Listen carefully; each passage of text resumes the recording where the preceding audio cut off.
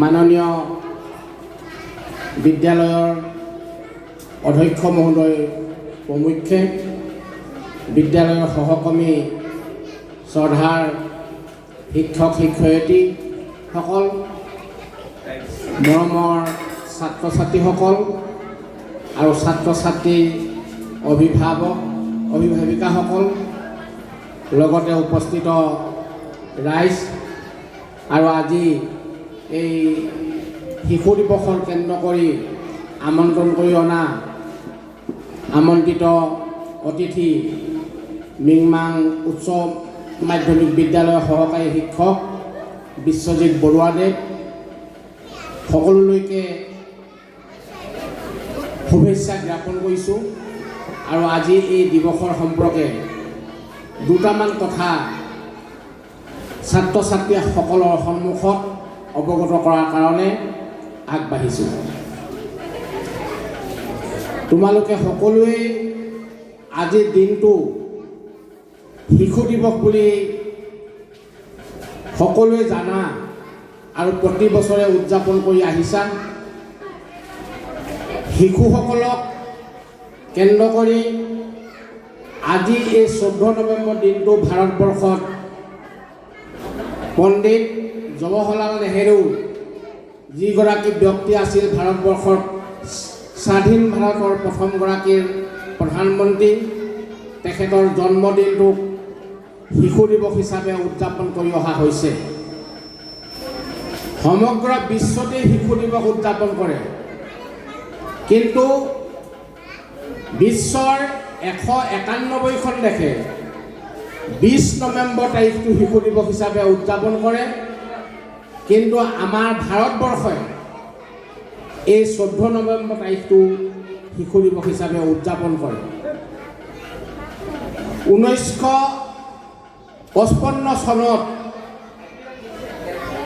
বিশ্বৰ ৰাষ্ট্ৰসংঘৰ দেশসমূহে সিদ্ধান্ত কৰিছিল শিশুসকল হৈছে দেশৰ ভৱিষ্যত বা আমাৰ বিশ্বখনৰ ভৱিষ্যত। গতিকে সেই শিশুসকলক সযত্নে লালন পালন কৰি ভৱিষ্যত সুনাগৰিক কৰি গঢ়ি তোলাৰ কাৰণে শিশুসকলৰ স্মৃতিত এটা দিন শিশু দিৱস হিচাপে চাইল্ড ডে হিচাপে উদযাপন কৰাৰ কাৰণে সিদ্ধান্ত গ্ৰহণ কৰিছিল। আৰু 1956ৰ পৰা সমগ্ৰ বিশ্বত 1956 চনৰ পৰা সমগ্ৰ বিশ্বত 20 নৱেম্বৰ তাৰিখটো শিশু দিৱস হিচাপে উদযাপন কৰা হয়। প্ৰথম অৱস্থাত আমাৰ ভাৰতবৰ্ষতো সেই 20 নৱেম্বৰ তাৰিখে শিশু দিৱস উদযাপন কৰা হৈছিল। তেতিয়া আমাৰ ভাৰতৰ প্ৰধানমন্ত্ৰী জৱাহৰলাল নেহেৰুৱে আছিল। জৱাহৰলাল নেহেৰু প্ৰধানমন্ত্ৰী হৈ থকাৰ সময়তে তেখেতে ভাৰতবৰ্ষৰ দেশৰ ভৱিষ্যত ধৰোতা ভৱিষ্যত সুনাগৰিক আৰু দেশখন ভৱিষ্যত উজ্জ্বল কৰি দেশৰ সুনাগৰিক হিচাপে প্ৰতিষ্ঠিত হ'ব পৰা এই শিশুসকলৰ স্মৃতিত শিশু দিৱসটো সমগ্ৰ বিশ্বৰ লগতে 20 নৱেম্বৰ তাৰিখে উদযাপন কৰিছিল। কিন্তু যেতিয়া 1964 চনত 1964ত জৱাহৰলাল নেহেৰুৰ মৃত্যু হৈছিল আৰু তেতিয়াই তাৰ পিছৰ বছৰতে ভাৰতবৰ্ষৰ সংসদে লোকসভাই এই শিশু দিৱসৰ ক্ষেত্ৰত এখন অধিসূচনা আনি ভাৰতবৰ্ষৰ শিশু দিৱসটো জৱাহৰলাল নেহেৰুৰ জন্মদিনটো অৰ্থাৎ 14 নৱেম্বৰ দিনটো উদযাপন কৰাৰ কাৰণে সিদ্ধান্ত গ্ৰহণ কৰে। আৰু 1966ৰ পৰা 1966ৰ পৰা 64 চনৰ পৰা ভাৰতবৰ্ষত এই 14 নৱেম্বৰ তাৰিখটো শিশু দিৱস হিচাপে উদযাপন কৰা হয়। আৰু তেতিয়াৰ পৰা আজি তাৰিখলৈকে জৱাহৰলাল নেহেৰুৰ সেই জন্মদিনটোক শিশু দিৱস হিচাপে পালন কৰি অহা হৈছে। শিশুসকলৰ গুৰুত্ব দিয়াৰ ক্ষেত্ৰত জৱাহৰলাল নেহেৰুৱে শিশুসকলক এখন ফুলনিৰ লগত তেওঁ তুলনা কৰিছে। শিশুসকল সদায় কোমল মনৰ, শিশুসকলক যি শিক্ষা দিয়া হয় সেই শিক্ষা তেওঁলোকে গ্ৰহণ কৰে। গতিকে শিশুসকলক এপাহ ফুলি উঠা ফুলৰ নিচিনা মানৱ সমাজখনৰ একোপা একোপা ফুল বুলি তেখেতে বৰ্ণনা কৰিছে। এপাহ ফুল যেতিয়া সুগন্ধিয়ে বিলাবলগীয়া হয়, সুগন্ধি বিলাই দিয়ে ফুলনিৰ মাজত, বতাহৰ সেই সুগন্ধ উৰুৱাই নিয়ে বিভিন্ন ঠাইলৈ, আৰু সেই ফুলপাহ সুগন্ধি হৈ ফুলিবৰ কাৰণে যিসকলে ফুল ৰুৱে তেওঁলোকে প্ৰতিপালন কৰিব লাগিব। ফুলপাহ সৰু, ফুল গছজোপা সৰুৰ পৰাই পানী সাৰ জাবৰ দি বন বাঁহ নিয়াই সযত্নে তাক লালন পালন কৰি ফুলপাহ ভাল ধৰণে ফুলিবৰ কাৰণে, বিকশিত হ'বৰ কাৰণে সুবিধা দিব লাগিব। ঠিক তেনেধৰণে জৱাহৰলাল নেহৰুৱে ক'ব বিচাৰিছিল, শিশুসকল আমাৰ দেশৰ ভৱিষ্যত, তেওঁলোক মানৱ জাতিৰ একোপা একোপা সুগন্ধিৰ ফুল। গতিকে সেই ফুলপাহক যাতে আমি কেতিয়াও তলিতেই মৰহি যাব দিব নোৱাৰোঁ, তেওঁলোকক আমি বিকাশত বাধা হ'বলৈ দিব নোৱাৰোঁ। গতিকে সেই শিশুসকলক বিকাশ হ'বৰ কাৰণে সকলো ধৰণৰ সুবিধা যত্ন প্ৰতিপালন কৰি বিকাশৰ সৰ্বাংগীন যিটো দিশ, সেই দিশটো উন্মোচিত হোৱাৰ কাৰণে গুৰুত্ব আৰোপ কৰিছিল। আৰু সেইকাৰণেই জৱাহৰলাল নেহৰুৰ জন্মদিনটোক ভাৰতবৰ্ষত শিশু দিৱস হিচাপে উদযাপন কৰি অহা হৈছে। আজি বৰ্তমান পৰিস্থিতিত শিশু দিৱসৰ গুৰুত্ব আৰু বাঢ়িছে।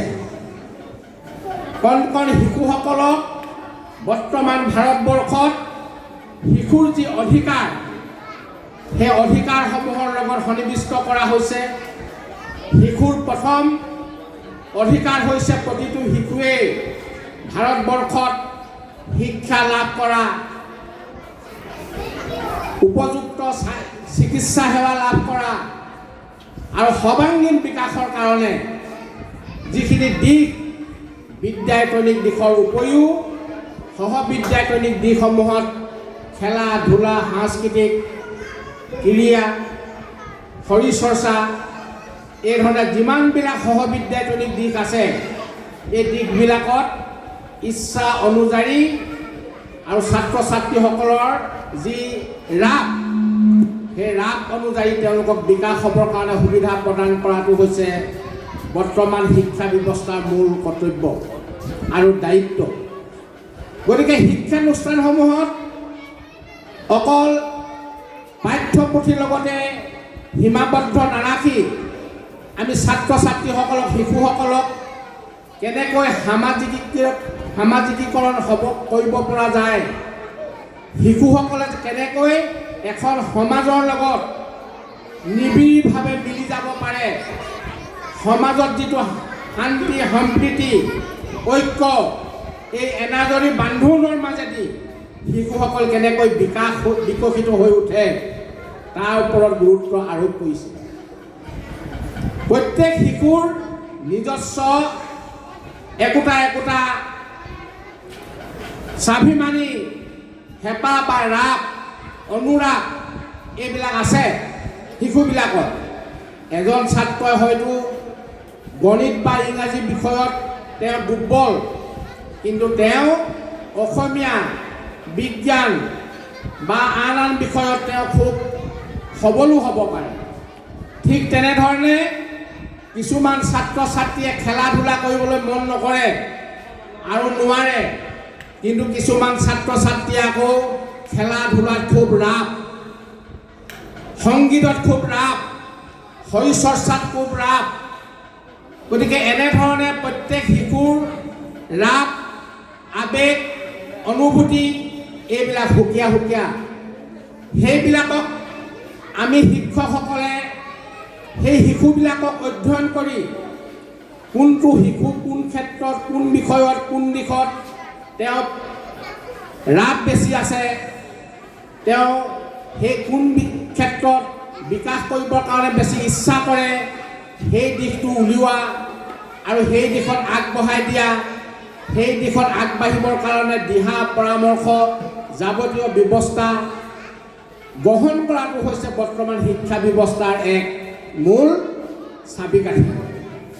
গতিকে আমি শিশুসকলক সূক্ষ্মভাৱে অধ্যয়ন কৰি তেওঁলোকৰ অন্তৰত, তেওঁলোকৰ মনত পঞ্জীভূত হৈ থকা যিটো দিশ, সেই দিশসমূহক উলিয়াই অনাটো হৈছে শিক্ষা ব্যৱস্থাৰ মূল লক্ষ্য।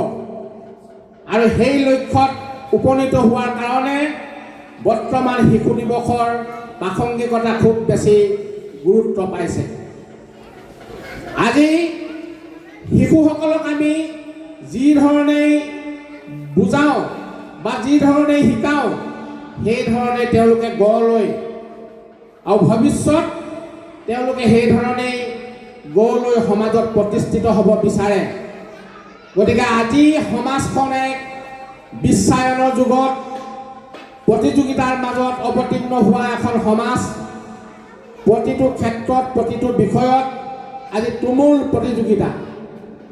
আজি ছাত্ৰ ছাত্ৰীসকলৰ যি পৰীক্ষাৰ সফলতা, এই সফলতা দেখিলে আমিবিলাকে অভিভূত হৈ পৰোঁ।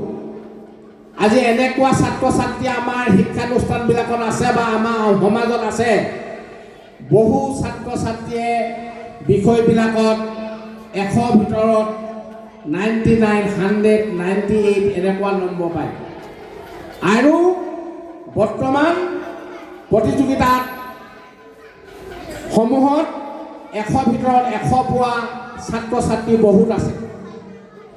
গতিকে এই প্ৰতিযোগিতাৰ যুগত সকলো ছাত্ৰ ছাত্ৰীক আমি প্ৰতিযোগিতামুখী হ'বৰ কাৰণে অনুপ্ৰাণিত কৰিব লাগিব।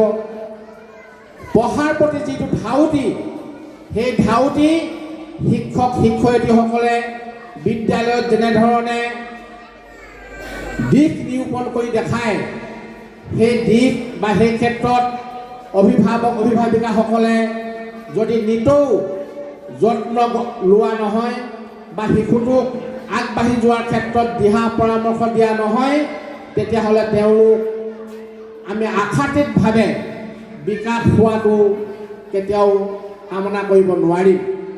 গতিকে শিক্ষকসকলৰ যেনেকুৱা দায়িত্ব বিদ্যালয়ত, ঠিক তেনেধৰণে অভিভাৱকসকলৰ মাজতো দায়িত্ব আছে। অভিভাৱকসকলেও নিজৰ সন্তানটোক ভৱিষ্যত সুনাগৰিক কৰি গঢ়ি তোলাৰ কাৰণে খুব যত্ন ল'ব লাগিব, প্ৰতিপালন কৰিব লাগিব। শিক্ষকসকলক সম্পূৰ্ণ ভৰসা কৰি যদি আমি এৰি দিওঁ, তেতিয়াহ'লে শিশুসকল বিকাশৰ ক্ষেত্ৰত অন্তৰায় হ'ব।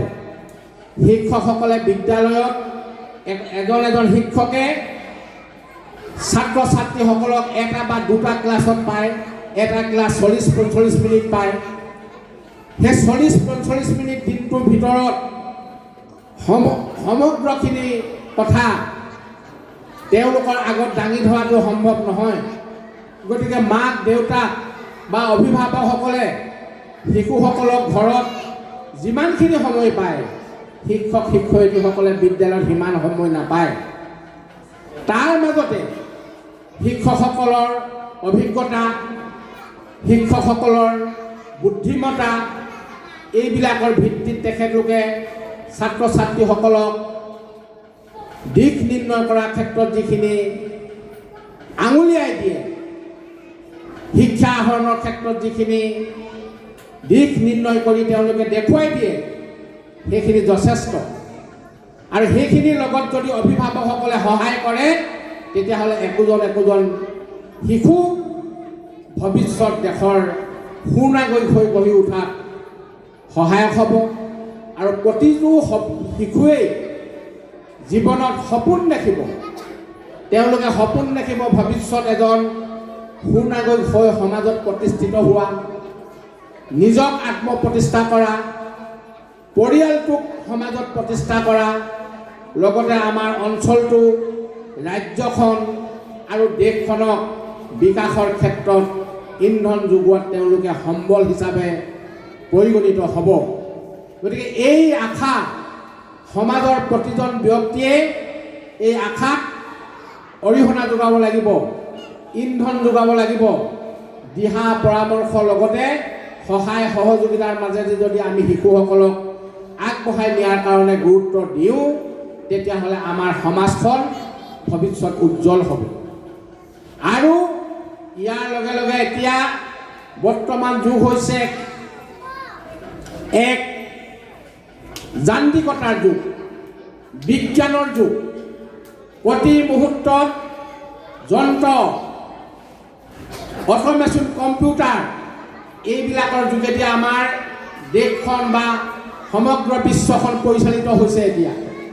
গতিকে কম্পিউটাৰ শিক্ষা অতি প্ৰয়োজন আৰু তাৰ লগে লগে বিজ্ঞান শিক্ষাৰো অতি প্ৰয়োজন। যদি বিজ্ঞান শিক্ষা আমি ছাত্ৰ ছাত্ৰীসকলক দিব নোৱাৰোঁ, ছাত্ৰ ছাত্ৰীসকলক যদি আমি সৰুৰ পৰাই বিজ্ঞান মানসিকতাত দিশত নিৰ্দেশনা দিব নোৱাৰোঁ, তেতিয়াহ'লে আমাৰ ভৱিষ্যত সমাজখন অন্ধবিশ্বাস আৰু কুসংস্কাৰ ফালে গৈ থাকিব ক্ৰমান্বয়ে। গতিকে আমি শিশুসকলক সৰুৰ পৰাই বিজ্ঞানৰ যি শিক্ষা, এই শিক্ষা প্ৰদান কৰা উচিত। বাস্তৱ সমাজত যিটো সত্য, সেই সত্য শিক্ষা আমি ছাত্ৰ ছাত্ৰীসকলক শিকাব লাগিব। আমি সকলোৱে জানো যে জুই যদি আমি জুইৰ লগত সংস্পৰ্শ কৰোঁ, জুই ওচৰত যাওঁ তাপ পাম। জুই যদি একুৰা আমি হাতে চুই দিওঁ, তেতিয়াহ'লে আমাক পুৰিব। জুইয়ে দহন কৰে। গতিকে সেই দহন কাৰ্যত যদি আমি জঁপিয়াই পৰোঁ, তেতিয়াহ'লে আমাৰ বিপদ আছে। আৰু জুইয়ে যিকোনো ঠাইতেই তেওঁ পুৰিব। জুই ৰাতি চুলেও পুৰিব, দিনত চুলেও পুৰিব, ৰাতিপুৱা চুলেও পুৰিব, গধূলি চুলেও পুৰিব। জুইয়ে যে পুৰে, এই কথাটো হৈছে এটা বিজ্ঞান। জুইয়ে পুৰে, আমাৰ শিশুসকলে জানে, সেইটো কেতিয়াও ক'তো তাৰ পৰিৱৰ্তন নঘটে। সেইটো হৈছে বিজ্ঞান মনস্কতা। ছাত্ৰ ছাত্ৰীসকলে ধৰি ল'লে, শিকি ল'লে, সৰু কেঁচুৱা এটাক যেতিয়া জুইয়ে অলপমান দি দিয়া হয়, সি আৰু সৰু বগাই থকা কেঁচুৱা এটাও জুই চুই নাচায়, এদিনহে চুব। পোৱা মাত্ৰকে জানিব যে জুইয়ে পুৰে। সেই ধাৰণাটো আমি শিশুসকলক যি ধৰণে দিছোঁ, সেইটো হৈছে বিজ্ঞান মনস্কতা শিক্ষা। গতিকে যিবিলাক কাম কাজ সমাজত বিকাশ সাধন কৰাত অৰিহণা নোযোগায়, তেনেকুৱা কাম কাজৰ পৰা আমি আঁতৰত থকা উচিত। তেনেকুৱা কাম কাজক আমি ছাত্ৰ অৱস্থাৰ পৰাই শিশুসকলক বিৰোধিতা কৰাৰ কাৰণে শিক্ষা দিয়া উচিত। মই এটা সাধাৰণ উদাহৰণ দিব বিচাৰিছোঁ। সমগ্ৰ বিশ্বত আৰু আমাৰ অসমতো এটা সময়ত আই ওলাইছিল, বসন্ত বেমাৰে এনেকুৱা ৰূপ লৈছিল, 60 দশকৰ পৰা 70 দশকৰ এই কালচোৱাত। আৰু সেই আই যিটো প্ৰাদুৰ্ভাৱ, এই প্ৰাদুৰ্ভাৱত একোটা একোটা পৰিয়াল হেনো সমগ্ৰ মৃত্যু হৈ গৈছিল। মানুহে খোৱা বোৱা কৰিব নোৱাৰে, গোটেই গা বাকলি গাত মানে খহু হৈ এফালৰ পৰা গা ছাল এৰি যায়। সেই আই, যিটো আই বুলি কওঁ আমি বসন্ত, সেই বসন্ত ৰূপ সমগ্ৰ বিশ্বত এক মহামাৰী ৰূপে দেখা দিছিল। আৰু সেই ৰূপটো নিৰাময় কৰাৰ কাৰণে বিশ্ব স্বাস্থ্য সংস্থাই গৱেষণা কৰি কৰি তাৰ এটা প্ৰতিষেধক উলিয়ালে। প্ৰায় 65 চনমানৰ পৰা 75 চনলৈকে সমগ্ৰ বিশ্বত প্ৰচাৰ কৰিলে যে প্ৰতিজন মানুহেই আই প্ৰতিষেধক ল'ব লাগিব। এতিয়া যি ধৰণে টিকা দিয়ে, এতিয়া যি ধৰণে ল'ৰা ছোৱালীবিলাকক জন্মৰ পৰা টিকাকৰণ কৰে, ঠিক তেনেধৰণে সেই ব্যৱস্থা তেতিয়া কৰিছিল। আৰু বিদ্যালয়ে বিদ্যালয়ে আই প্ৰতিষেধক দি ফুৰিছিল। গাঁৱে গাঁৱে দি ফুৰিছিল আৰু ৭২ চনত বিশ্ব স্বাস্থ্য সংস্থাই ঘোষণা কৰিলে যদি কোনোবা দেশত আই ওলোৱা মানুহ যদি চিনাক্ত কৰিব পাৰে তেতিয়াহ'লে বিশ্ব স্বাস্থ্য সংস্থাৰ পুঁজিৰ পৰা ১,০০০ টকা তেওঁক পুৰস্কাৰ দিব। সেই ব্যক্তিজনক খবৰ দিয়া ব্যক্তিজনক পুৰস্কাৰ দিব। সেই সময়ত ১,০০,০০০ টকা, এতিয়া প্ৰায় সেই সময়ত ১,০০০ টকাৰ মূল্য এতিয়া প্ৰায় ৩,০০,০০০ টকা।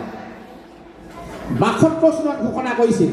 তেতিয়া আমি সৰু, তেতিয়া আমি MV স্কুলত পঢ়ি আছিলোঁ। তেতিয়া ঘোষণা কৰিছিল। আমি বিদ্যালয়ত সেই টীকাকৰণ লৈছিলোঁ, মনত আছে আমাৰ। কিন্তু ৭২ চনত ৭৩ চনত ২-এখন দেশে তেনেকুৱা খবৰ দিছিল আৰু সেইবিলাককো নিৰ্মূল কৰি পেলালে। ৭৫ চনত বিশ্ব স্বাস্থ্য সংস্থাই ঘোষণা কৰিলে সমগ্ৰ বিশ্ব আই আক্ৰমণৰ পৰা মুক্ত। বিশ্ব কোনো দেশত ৭৫ চনৰ পৰা আই ওলোৱা মানুহ নাই। এতিয়া সেই আই ক'তো দেখা নিদিয়ে, মাজু আৰু সৰু আই ওলায় আৰু সেইকেইটা আই ওলায়। সেই দুইবিধ আই ওলোৱাক এতিয়া আমাৰ বৰ্তমান কুৰি শতিকা যুগৰ মানুহে পূজা পাতল কৰি অন্ধভাৱে তাক প্ৰতিপালন কৰি থকা হৈছে। কিন্তু চিকিৎসা বিজ্ঞানে ৭৫ চনতে ঘোষণা কৰি দিলে অতি মাৰাত্মক মহামাৰী আইক নিৰ্মূল কৰি দিলে আৰু এতিয়া সৰু আইক আমি পূজা কৰি আছোঁ। চিকিৎসা বিজ্ঞানৰ মতে আই সম্পূৰ্ণ, সৰু আয়ে হওক আয়ে হওক, সি চিকিৎসা কৰিলে নিৰাময় হয়। তাৰ প্ৰতিষেধকৰ ব্যৱস্থা আছে আৰু ৰোগৰ চিকিৎসা আছে। কিন্তু আমি এতিয়াও আইক পুজি থাকোঁ। গতিকে এইটো চিকিৎসা বিজ্ঞানে কেতিয়াও মানি নলয় আৰু মানি লোৱাও নাই। চিকিৎসা বিজ্ঞানে এতিয়াও আই ওলোৱা মানুহক বেজি দিয়ে, ট্ৰিটমেণ্ট কৰে। ময়ো এবাৰ লৈ পাইছোঁ। 85ত গুৱাহাটীত এবাৰ গৈছিলোঁ মই। মোৰ আই ওলালে কি আই ওলাইছে বুলি মই নাজানো, মোৰ কাহানি ওলাই পোৱা নাই। ৰাতিৰ ভিতৰতে গোটেই গাটো ঘামুচি নিচিনা হ'ল আৰু ৰাতিপুৱা ডেৰা পোৱা কৰিছে। তাতে মোক গুৱাহাটীৰ বন্ধু এজনে ক'লে ডাক্তৰৰ ওচৰলৈ যাবা নেকি? মই ক'লোঁ যাওঁ। ডাক্তৰৰ ওচৰলৈ গ'লোঁ। ডাক্তৰে পোনে দেখাৰ লগে লগে মোক ক'লে তোমাৰ সৰু আই হৈছে, স্মল পক্স হৈছে, ইনজেকশ্যন দিম, ভয় কৰিবা নেকি? মোক সুধিলে। মই ক'লোঁ মই ইনজেকশ্যন হ'লে ভয় নকৰোঁ ছাৰ। অলপ পাছতে নাৰ্ছ এগৰাকী আহি মোক ইনজেকশ্যন এটা দি দিলে। আধা ঘণ্টামান মই সেই তাতে ডাক্তৰৰ চেম্বাৰতে শুলোঁ। তাৰপিছত হোৱাৰ পাছত মই উপলব্ধি কৰিছোঁ মোৰ সেই চব ঘামুচি নিচিনা ওলোৱা শহুবিলাক অলপ অলপকৈ হেতা পৰি গৈছে আৰু 3 ঘণ্টামানৰ পাছত মই অনুভৱ কৰিছোঁ মোৰ ঘামুচিবিলাক নাইকিয়া হৈ গ'ল। গতিকে সেই আই ট্ৰিটমেণ্ট আছে। সেই আই ওলালে আমাৰ গাঁৱৰ মানুহে এতিয়া পায়স দিয়ে, শিশুসকলক পায়স দিয়ে, প্ৰতিপালন কৰে। সেইটো ভাল কথা, সেইটো এটা ঔষধ। মই আপোনালোকক আৰু এটা ঔষধ শিকাই দিম এতিয়া। আই ওলাই বিশেষকৈ বসন্ত ঋতুত গৰম ঠাণ্ডাৰ পৰা যেতিয়া গৰম হয় তেতিয়া আই ওলায়। ডাঙৰ মানুহতকৈ শিশুসকলৰ বেছিকৈ ওলায়। শিশুসকল বেছি আক্ৰান্ত হয়, তেওঁলোকৰ গাত জ্বৰ হয় আৰু ভিতৰৰ পৰা সেই বসন্ত ৰোগটোৰ আৰম্ভ হয়। গতিকে বসন্ত আগমনৰ লগে লগে বিশেষকৈ ফাগুন চ'ত মাহৰ পৰাই আমাৰ প্ৰতিটো পৰিয়ালে পায়স খোৱা আৰম্ভ কৰিব লাগে। পায়স, দৈ গাখীৰ হ'ব লাগে, এৱা গাখীৰ পায়স নহয়। দৈ গাখীৰ পায়স আৰু ৰঙা গুড় দি পায়স সিজাই খুৱাব। সেই গুড় দিয়া দৈ গাখীৰ পায়স বনোৱা যিটো গন্ধ, সেই গন্ধটো হৈছে বসন্ত ৰোগৰ বীজাণুনাশক এটা প্ৰতিষেধক ঔষধ। যদি সেইটো খায়ে থাকে আমাক কাৰো গাত বসন্ত বেমাৰ নহয়। আমি বসন্ত হোৱাৰ পিছত নহয়, বসন্ত হোৱাৰ আগত পায়স খাই থাকিব লাগে। গতিকে ফাগুন মাহৰ পৰা আৰম্ভ কৰিব লাগে, সপ্তাহত এবাৰ। বহাগ মাহলৈকে যদি খাই থাকে, সেইবিলাক শিশুৰ গাত, সেইবিলাক ব্যক্তিৰ গাত বসন্ত বেমাৰ ৰোগৰ বীজাণুৱে কেতিয়াও থিতাপি ল'ব নোৱাৰে। এইটো ডাক্তৰী এক ঔষধি গুণ। গতিকে এই ধৰণে আমি শিশুসকলক প্ৰতিপালন কৰিব লাগে, বসন্ত ৰোগ হ'বলৈ থ'ব নালাগে। ঠিক তেনেধৰণে আমি শিশুসকলক পঢ়াৰ ক্ষেত্ৰত, খেলা ধূলাৰ ক্ষেত্ৰত নিৰ্দিষ্ট সময়লৈ বাট চাব নালাগে। তেওঁলোকক আমি একাদিক্ৰমে শিকাই গৈ থাকিব লাগে। যি দিশত যিবিলাক শিশু আগ্ৰহী, ৰাপ বেছি আছে, সেই দিশত বিকাশ হ'বৰ কাৰণে তেওঁলোকক সুবিধা দিব লাগে। আমাৰ বহু অভিভাৱকে ভাবে শিশুটোক ডাক্তৰহে কৰিব, ইঞ্জিনিয়াৰহে কৰিব, এনেধৰণে ভাবে। কিন্তু বলৰে যদি আমি যত্ন কৰি যদি শিশুবিলাকক তেনেকুৱা ভিয়াবলৈ বিচাৰোঁ, আওপাকে যদি ঘূৰাবলৈ বিচাৰোঁ, তেতিয়াহ'লে শিশুবিলাক বিকাশৰ ক্ষেত্ৰত অন্তৰায় হয়। সেইজন শিশু ডাক্তৰ ইঞ্জিনিয়াৰ নহ'বও পাৰে, তেওঁ খুব ভাল খেলুৱৈ হ'ব পাৰে, তেওঁ খেলুৱৈ হ'ব পাৰে, তেওঁ খেলতে আগবাঢ়িবলৈ দিয়া উচিত।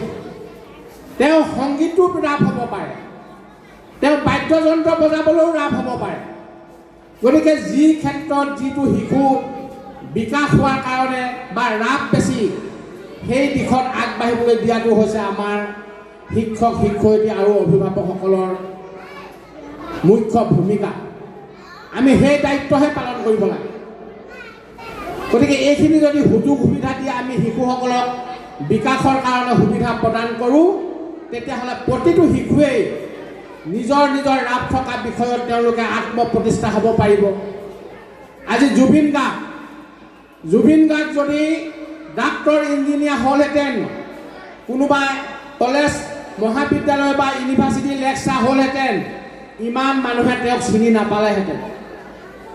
জুবিন গাৰ্গে পুথিগত শিক্ষাত আগবাঢ়িব নোৱাৰিলেও তেওঁ যিটো নিজস্ব বিকাশ, তেওঁ যিটো ধাউতি, যিটো ৰাপ, সেই ক্ষেত্ৰত কিন্তু তেওঁক কোনেও বাধা নিদিলে। আৰু বাধা নিদিয়াৰ কাৰণে তেওঁ ইচ্ছামতে আজি বিকাশ হৈছে। বিকাশ হৈ তেওঁ পৃথিৱীৰ ভিতৰত এজন অদ্বিতীয় ব্যক্তি হিচাপে পৰিচিত। জুবিন গাৰ্গৰ এটা সাক্ষাৎকাৰ সিদিনাখন দেখিলোঁ। লগত যোৱা মানুহ এজনে ক'লে, লগত যোৱা মানে জুবিন গাৰ্গ অকলেই গৈছিল, সেই মানুহজনক হেনো বাংগালুৰুত লগ পাইছিল। লগ পাই তেওঁক মুম্বাইলৈ লৈ গ'ল। মুম্বাইত ক'লে যে ময়ো যাম, একেখন প্লেনতে ময়ো অসমলৈ টিকেট আছে, আজিয়ে ঘূৰি যাম। গতিকে দুইজন যেতিয়া একেখন প্লেনতে টিকেট, ব'লক সময় আছে যেতিয়া মোৰ লগত অলপ সময় যাওঁ, মই খুব বেছি 6 ঘণ্টামান এটা প্ৰগ্ৰেম কৰি আহিম। গ'ল হেনো বম্বেলৈ। বম্বেত গৈ ষ্টুডিঅ'ত সোমালেগৈ। তাত এটা তামিল ভাষাত মানে গীত, 3টা গীত পৰিৱেশন কৰিব লাগে জুবিন গাৰ্গে। জুবিন গাৰ্গে হেনো তামিল ভাষা নাজানে, কিন্তু তামিল ভাষাত গীত গাবৰ কাৰণে তেওঁ তালৈ গুচি গৈছে। তেওঁ সেই প্ৰযোজকজনক কৈছে যে কোনটো গীত মোক ইংৰাজীলৈ অনুবাদ কৰি দিয়ক, আৰু মই সেই গীতটো ইংৰাজীৰ পৰা অসমীয়ালৈ অনুবাদ কৰিম। অসমীয়াত প্ৰথমে সুৰ দিম, ইংৰাজীত মই সুৰ দিম, ইংৰাজীত সুৰ দিয়াৰ পিছত তেওঁ তামিললৈ সুৰ দিব। সুৰ দি তেওঁ গীতটো তামিল ভাষাত পৰিৱেশন কৰিব। তেওঁ 6 ঘণ্টা সময় লৈছিল। তেওঁ হেনো 4 ঘণ্টা সময়ৰ ভিতৰতে 2টা গীত পৰিৱেশন কৰি দিলে। তামিল ভাষা তেওঁ শিকি লৈছে, তামিল ভাষা শিকিছে, তামিল ভাষাত সুৰ দিছে। সুৰ দি তেওঁ 2টি গীত পৰিৱেশন কৰি দিলে। 3 নম্বৰ গীতটো হেনো ক'লে মোৰ সময় হৈছে, মই যাওঁ, এই 2টা গীতেই হৈ যাব। আৰু সেই প্ৰযোজকজনেও ক'লে হ'ব, 2টা গীতেই যথেষ্ট। গতিকে জুবিনৰ যিটো সেই অৰ্হতা বা যোগ্যতা, সেইটো আমাৰ নিচিনা মানুহে কেতিয়াও আমি ঢুকি নাপাওঁ। আমাৰ লগত বহু মিচিং মানুহ আছে, বহু দেউৰী মানুহ আছে, বহুতো বড়ো মানুহ আছে। আমি দৈনন্দিন সেইবিলাকক লগ পাই থাকোঁ, কথা বতৰা পাতি থাকোঁ, কিন্তু আমি মিচিং ভাষা ক'ব নাজানো, আমি দেউৰী ভাষা ক'ব নাজানো, আমি বড়ো ভাষা ক'ব নাজানো। কিন্তু জুবিন গাৰ্গে এটা ভাষা নতুনকৈ শিকি গীত পৰিৱেশন কৰিব পাৰিছে, সুৰ দিব পাৰিছে। গতিকে এইখিনি যে দক্ষতা, সেই দক্ষতা সকলোৱে নাথাকে। গতিকে তেওঁ সেই বিষয়ত ৰাপ আছে, সেই ৰাপ থকা বিষয়টোত তেওঁ সুবিধা দিয়াৰ কাৰণে তেওঁ আজি সমাজত এই ধৰণে পৰিচিত। গতিকে এই ধৰণে আমি শিশুবিলাকক আগবাঢ়ি যাবৰ কাৰণে সুবিধা প্ৰদান কৰিব লাগে। তেতিয়া আমাৰ ভৱিষ্যত প্ৰতিটো শিশুৱেই বিকাশ হৈ সমাজত সুনাগৰিক হিচাপে প্ৰতিষ্ঠিত হ'ব আৰু সমাজখনো আগুৱাই নিয়াৰ ক্ষেত্ৰত তেওঁলোকক একোজন একোজন সমাজৰ পৰিৱৰ্তনশীল সমাজৰ একোজন যোদ্ধা হিচাপে পৰিচিতি হ'ব। সমাজখন প্ৰতিষ্ঠা কৰিব, নিজক প্ৰতিষ্ঠা কৰিব, পৰিয়ালটোক সমাজত চিনাকি দিব আৰু লগতে এখন সমাজৰ সামাজিক পৰিচয় তেওঁলোকে দাঙি ধৰিব।